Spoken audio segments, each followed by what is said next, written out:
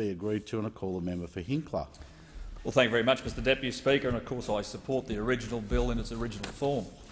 So I rise to speak on the Building and Construction Industry Improving Productivity Bill 2013. But before I get to the details of the bill, I'd just like to discuss some of the issues put forward by both the member for Fowler and the member for Melbourne. As probably one of the few people in this place, Mr Deputy Speaker, who spent over 20 years getting up, putting on the steel-cap boots and the high-vis shirt, and on many days the hard helmet. I have worked on more construction sites than I can count, through farming, through heavy industry, through major infrastructure projects, as both a tradesperson, as an engineer, as a consultant in a range of different forms. I've got to say, well, what a lot of baloney from those opposite. Right, I have seen this firsthand. I have seen it from the time I was an apprentice right through to now.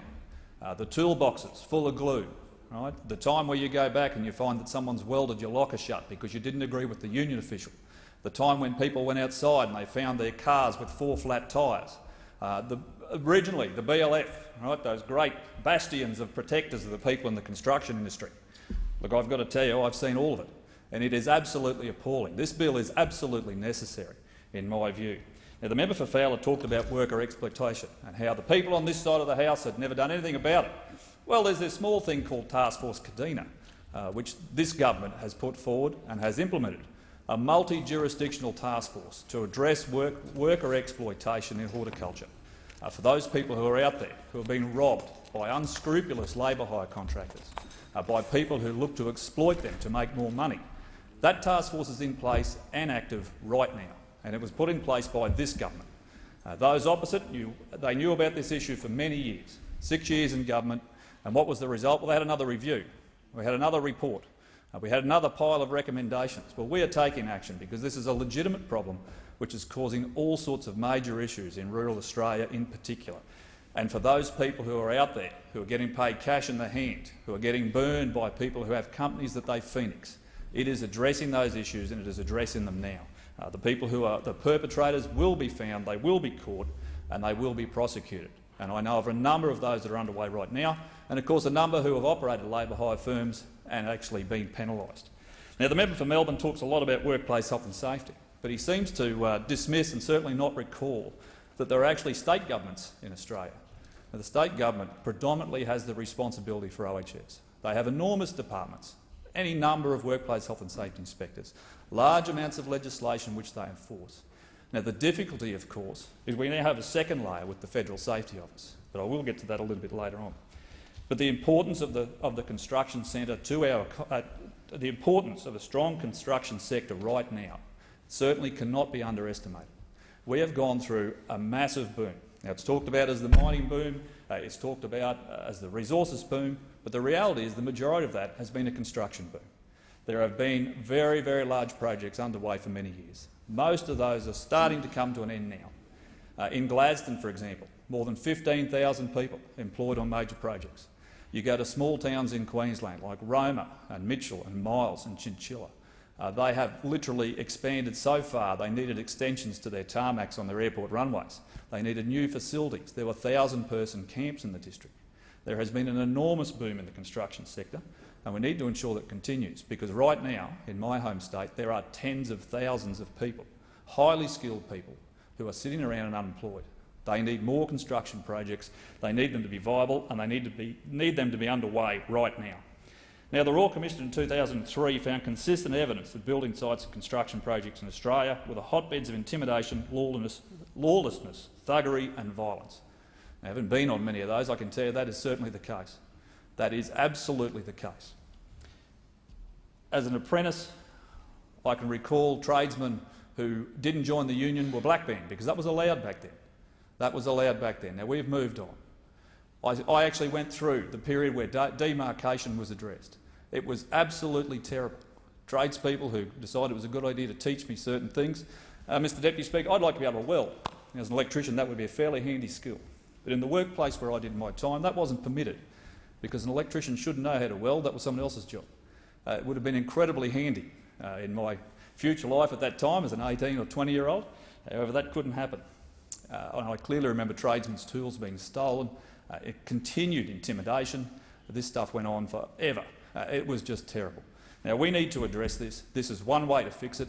The ABCC is something which has proven to have worked over a long period of time when it was in place previously. Now, witnesses reported criminal conduct, unlawful and inappropriate conduct, including breaches of the relevant workplace relations and workplace health and safety legislation, and a disregard for Commonwealth and state revenue statutes. Now, in the Courier Mail, that great bastion of the media in Queensland, 11th of April 2015, they reported that in 2014, 12,300 days were lost, and it was the highest number of days lost among Australian states due to industrial action, according to the Australian Bureau of Statistics. Now, John Criddle from Master Builders says that the people that pay for that activity are consumers.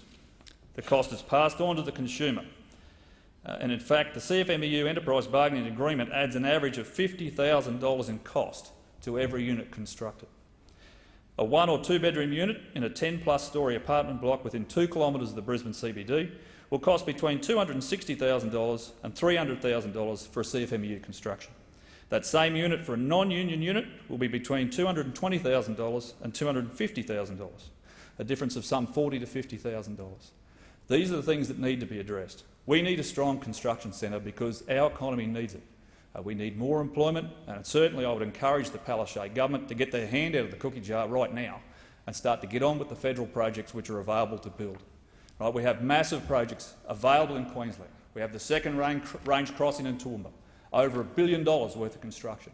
We need those things underway, and I'm very, very pleased, of course, that the local member, the member for Groom, certainly went out and turned the sod, and those projects are starting to move. But we need to employ thousands, tens of thousands of construction workers who currently don't have anything to do. It's incredibly important. Now, 2013, an independent economics report on the state of the sector, while the ABCC existed, found that the building and construction industry productivity grew by more than 9%. 9%. It is something which works. Consumers were better off by around $7.5 billion annually. $7.5 billion. Fewer working days lost through industrial action. So this is something which is proven to work, it is in place, and it should work. Now, we've heard a lot of noise from those opposite about this being a union witch hunt. Well, I've read the recommendations from the Hayden Royal Commission. It is not solely about unions. And in fact, a report from Cara Vickery on the 31st of the 12th of 2015 states a total of 45 people, unions and companies. 45 people, unions and companies were referred to police or other authorities for investigation by the Commission, including Caesar Mellon and Catherine Jackson. Now, in terms of companies, Mr Deputy Speaker, she goes on to state that the report also alleges adverse recommendations about executives from large private companies, including Cbus, the Thiess Group, the John Holland Group, the ACI Group, Downer EDI Engineering Power Limited, Winslow Constructors Proprietary Limited and the Mirvac Group. This is not a witch hunt about unions. This is about sorting out lawlessness in the construction sector. It is necessary, we need this in place, and the ABCC will have the structures to do its job. Now, it will also look at, because it will change the definition of building work, or modify it, to include off-site prefab of made-to-order components for parts of building structures or works. Now, the reason for this is simply to stop the go-slow. You can't construct anything if your product doesn't show up on site. Mr Deputy Speaker, as I moved through from an apprentice to an engineer, I did some farming and some other things. I eventually ended up with a consulting firm. I had some 15 staff at its peak, and I clearly remember the day that my business manager came back to tell me that to bid on a major construction project, to have any hope of being successful, it had been suggested to him that I needed a brown paper bag with $30,000 in it. Now, I didn't bother to bid for that contract. My company was not involved in those things. I've sold it now. It's no longer my asset. But I will never forget the day that one of my employees came to me and told me I needed a bag full of folding notes in order to get a contract. Now, I'm very happy. I was very happy at the time, and I continue to work in regional Australia because it certainly wasn't quite as bad in my view. So these changes will make a difference. They will make a difference. It's been proven. I'd certainly encourage those in the other place to pass this legislation because it is important to the nation. It's important that we sort it out. Now, I have a whole list of examples. But the thing that I would like to talk about briefly is the Federal Safety Office. As a former lead auditor, as someone who ran a business who provided these types of audits, the Federal Safety Office certainly is essential for Commonwealth contracts, but particularly those ones who are only on Commonwealth land. So what happens to major construction companies is they need to have an accreditation for the state, whichever one they want to operate in, and if they want to work on federal government buildings and structures above a certain value, they then need a federal accreditation. Now what that means is if you don't have a federal accreditation, you can't bid for that work. Now there are any number of construction companies in regional Australia that can do work of above $5 million. There's no doubt about that. They provide that service for state government contracts, they provide that service for local councils, they provide that service for private companies. But in order to provide that service for a federally funded building and construction under the current laws, they will need to be accredited through the Federal Safety Office. Now, estimates to get that initial accreditation range between $200,000 to $400,000 and a maintenance cost between $100,000 and $200,000 every single year. Now, the difficulty, of course, if you are a small to medium-sized enterprise who can do this work, there is no way that you can sustain that accreditation. So I'd certainly encourage our government to reconsider the position. $5 million, we did move it from $3 million to $5 million. However, if you are a regional builder based in a regional centre that employs local people and local contractors, it is almost impossible for you to win this work. Now, you might end up doing it anyway, because a major contractor from a major city who is already accredited wins the tender. But what that means is you don't make any margin, and that money leaves town. So that money, that additional money that you might actually spend in the local economy or provide to your employees, leaves and goes elsewhere. It is not good for regional Australia, it's not good for the construction industry, and there should be more diversity.